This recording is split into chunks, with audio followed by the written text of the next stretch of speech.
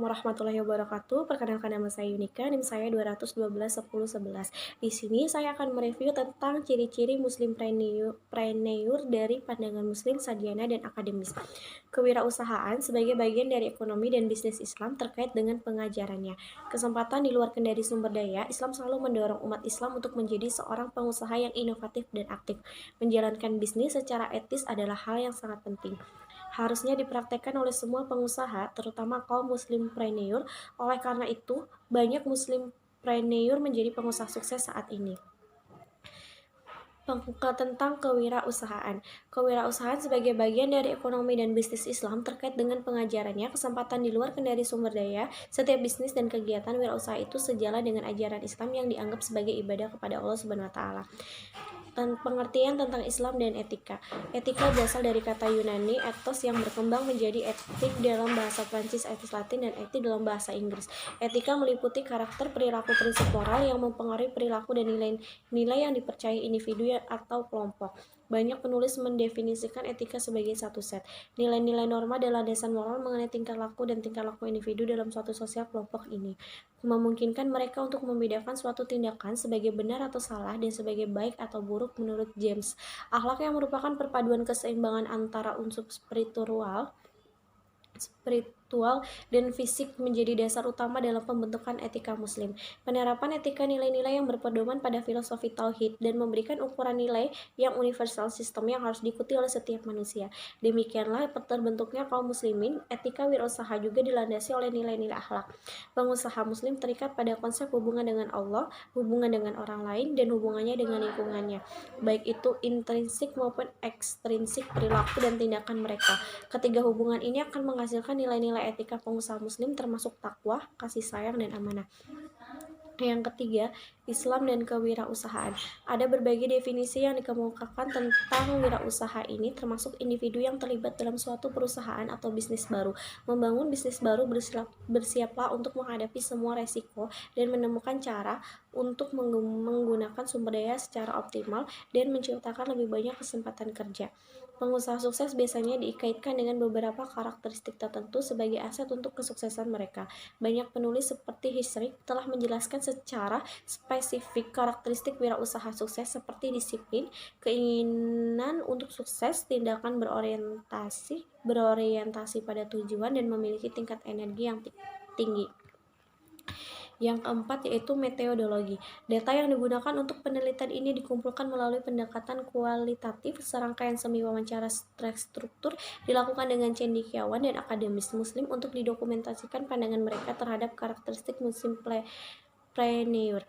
Serangkaian wawancara terhadap karakteristik muslimpreneur. Serangkaian wawancara semi terstruktur dilaksanakan berdasarkan 3 tema, yaitu etika, moral akhlak, bisnis etika, dan etika bisnis Islam, dan etika bisnis Islam dalam 4 bisnis. Yang kelima yaitu analisis data kuantitatif. Tujuan Islam didasarkan pada konsep tauhid, persatuan, khilafah, amanah, dan ibadah. Islam beroperasi dalam konsep-konsep ini melalui unsur-unsur sosial, keadilan, dan istilah kepentingan umum. Konsep-konsep ini ketika diterjemahkan menjadi nilai-nilai menunjukkan hal itu sistem Islam telah mengintegrasikan fakta dan nilai-nilai dan kemudian melembagakan sistem pengetahuan berdasarkan akuntabilitas dan tanggung jawab sosial.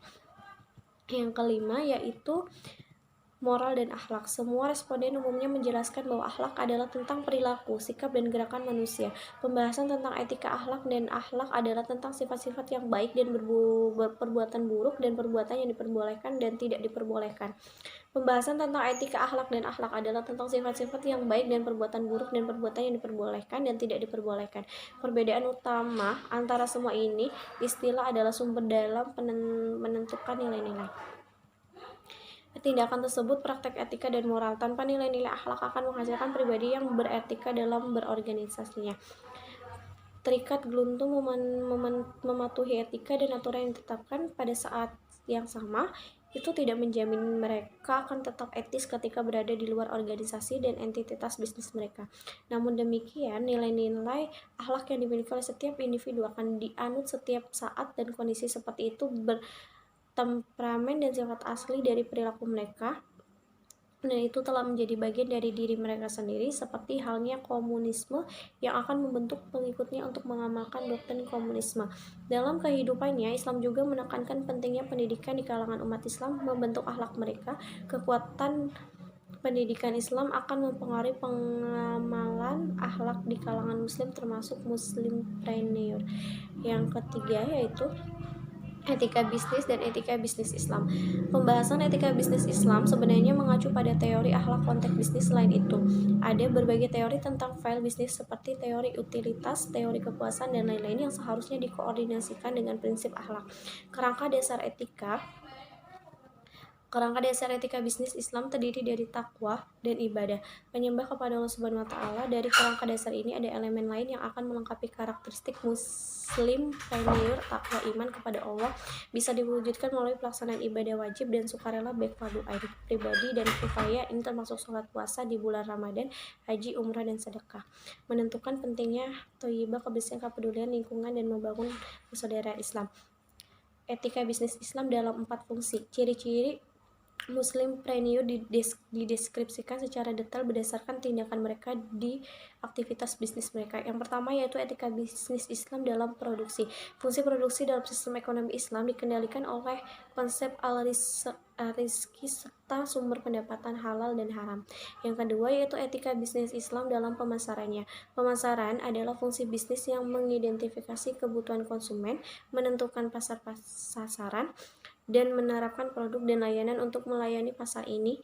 Ini juga melibatkan mempromosikan seperti itu. Produk dan layanan di pasar memasarkan mereka merupakan bagian integral dari kesuksesan bisnis, besar atau kecil, dengan fokus utamanya pada kualitas, nilai konsumen, dan pelanggan kepuasan.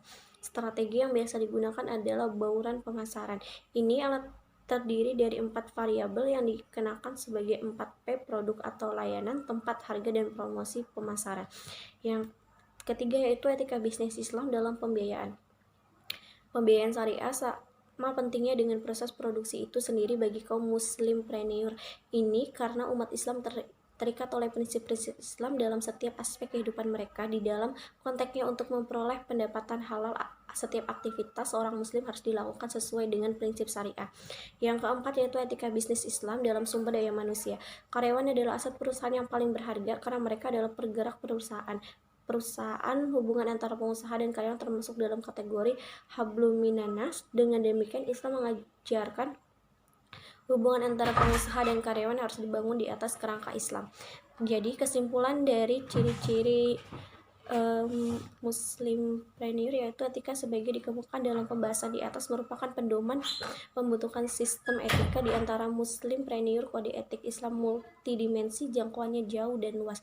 Kerangka etika Islam berulang kali ditekankan di seluruh Al-Quran dan hadis dan mencakup semua bidang kehidupan termasuk urusan keuangan, bisnis, dan kewajiban.